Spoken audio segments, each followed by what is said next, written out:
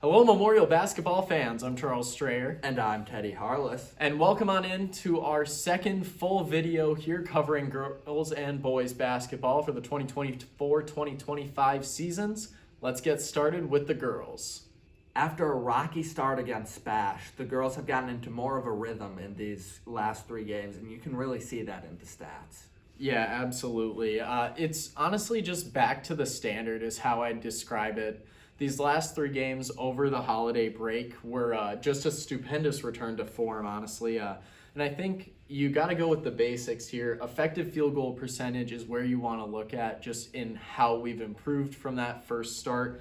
We're definitely seeing a more comfortable percentage. We went from 26.3% in that Stevens Point game to 47.5% on average over the course of those last three games. That is just a massive improvement there. What do you think contributed to that improvement? Yeah, I think it's just a matter of synergy. You see it with any team, starting out, especially, looking to replace Jordan, Pete, as we said, with some missing pieces on the lineup, kind of trying to find individuals who can fit into that team mentality and really just play well off of each other. And I think we're just getting more comfortable taking the looks that Coach Fanning is used to looking for, simply put. And we've also seen that increased comfortability in turnovers, where we went from 21 in that game against Spash to 16.7 in the following three games. Yeah, and Stevens Point, definitely one of the hardest teams on our schedule all year, let alone this starting portion. But just in general, it comes down to discipline. That's a big part of the turnover game is can you force the other team, to be undisciplined? That's, forcing the turnovers. And then you got to control what you can control with your own turnovers. And I think we've been doing an excellent job with that. Just making sure that we're maintaining possession when necessary. And then with that improved effective field goal percentage, we're seeing more points on the board more often. And obviously that's conducive to good results. Mm-hmm. Yeah, it's really important with any offense. There are two things. One, you got to keep the ball in your hands and you got to make your shots. Yeah. And we've really been improving with that in these three games after that loss. Yeah, agreed. And another improved category has been from beyond the arc.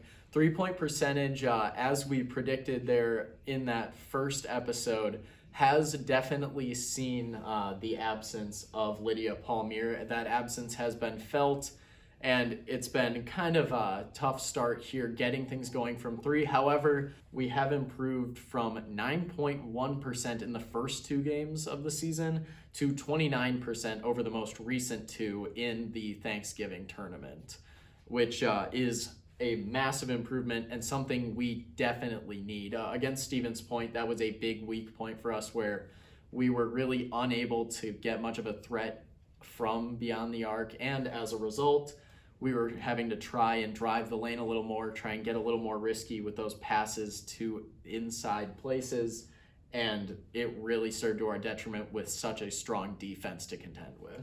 Yeah, it's really important with any offense that you can space the ball off and have scoring threats from every single level of the floor, because without those scoring threats and spacing, your offense ends up looking congested and you can't really get anything going because all of your players are trying to work in the same space. Exactly. And all of that is to say we've definitely seemed like a more well-rounded unit these past three games. That's really the most concise we can put it.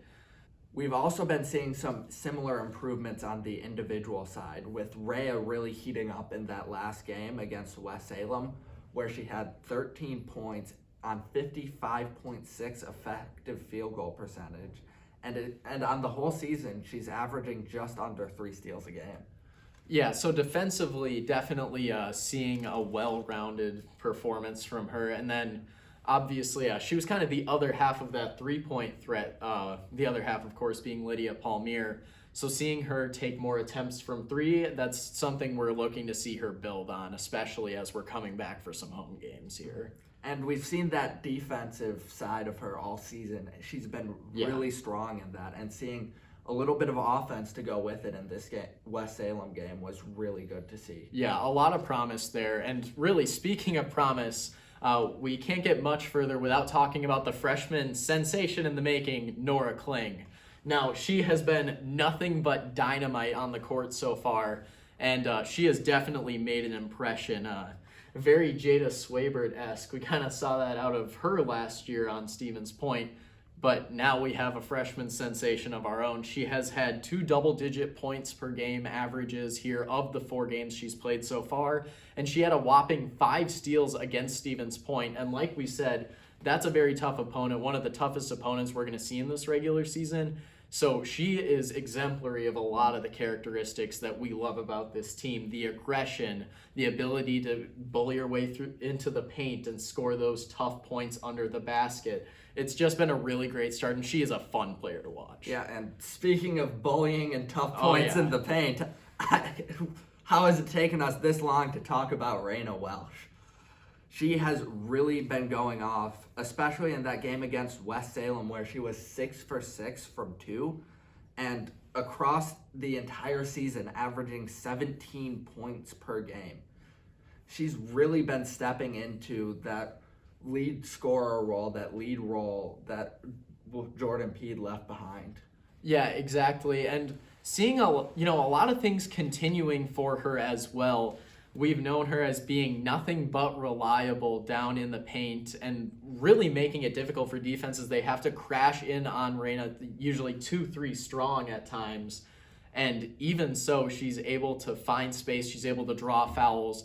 She is just an absolute menace down low, and it helps space out the court and really open up our offense to far more options. That's why we're so threatening offensively. Mm-hmm. And that goes along with the increased 3-point percentage we've been seeing, because what we need to be able to do is draw people inside to the paint with Rayna and then have her be able to kick it out and have our other players hit it from 3. Exactly, and the 1-2 punch of Welsch and Kling really has been a sign of things to come. I think very much seeing the future of the program develop early on in the season, which of course is what we want to see.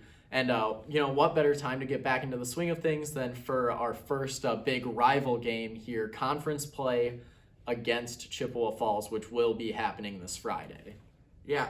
It's going to be exciting to get our first rivalry game underway, and we'll see if we can repeat our performances we had last year, where we had a combined over the course of 2 games 145 to 46 point score in the favor of Memorial. Yeah, and really you look at what made us successful last season, and we don't have to reinvent the wheel is what I'm seeing here. I don't know about you, but I think it's going to come down to a defensive-minded game.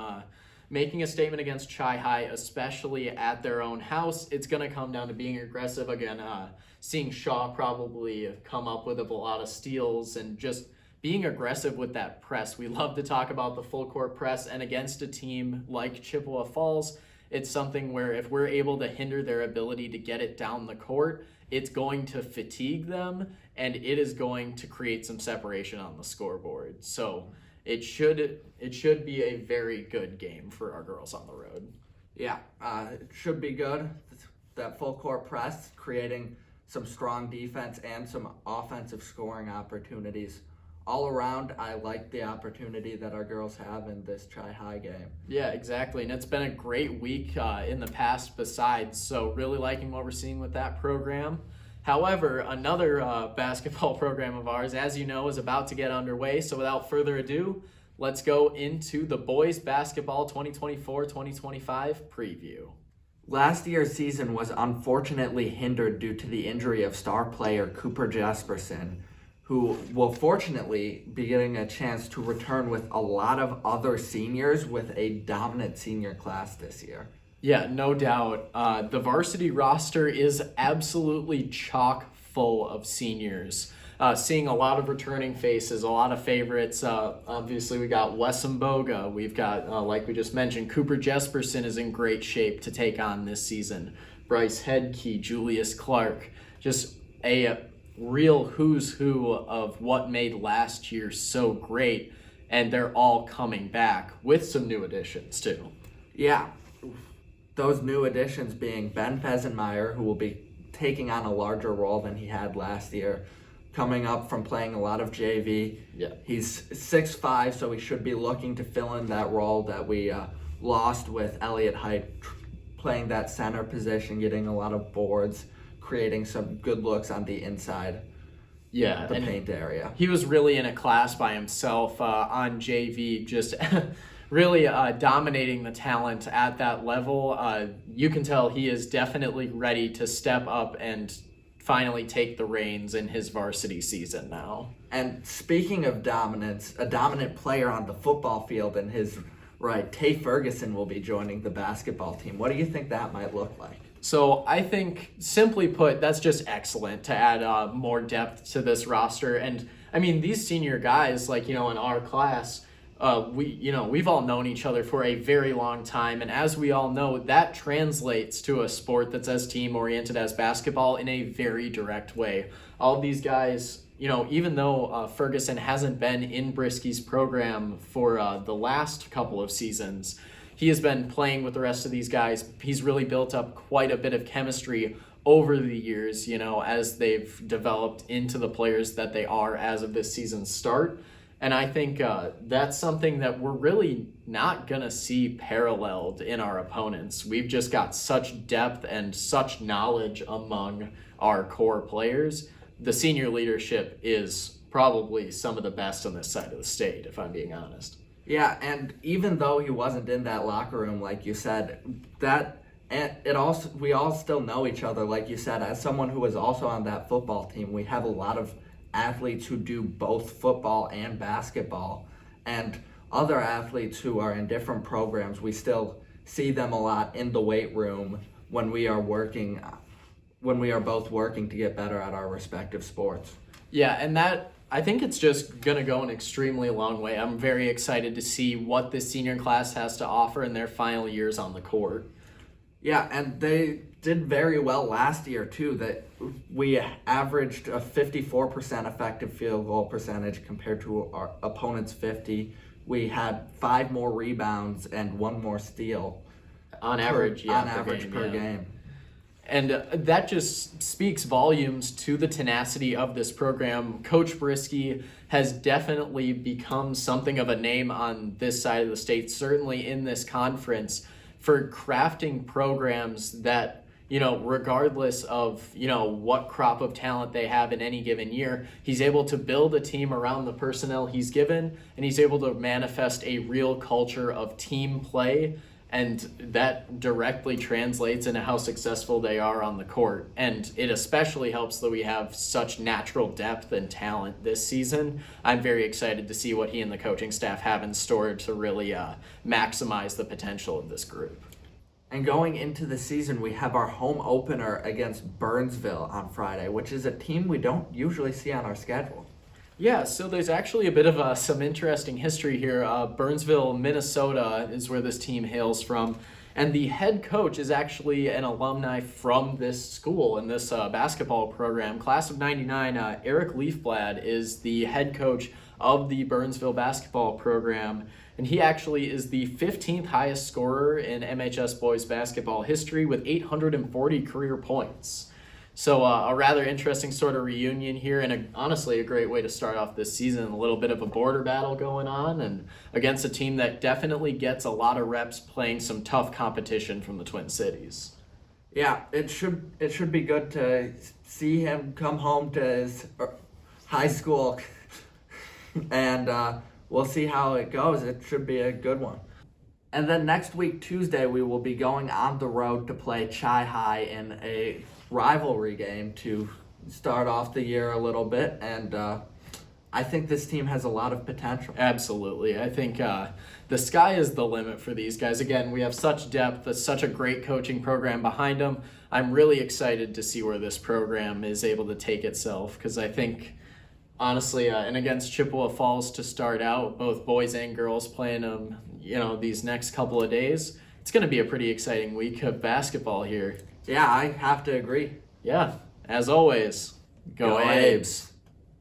Hi everybody, I'm Aidan Rickert, Eagle Eyes, other guy. If you're interested in more MHS sports content, be sure to check out our TikTok, Instagram, and check out some of the other videos on our YouTube channel. And while you're at it, be sure to like, subscribe, and hit that bell for more. Go Abes!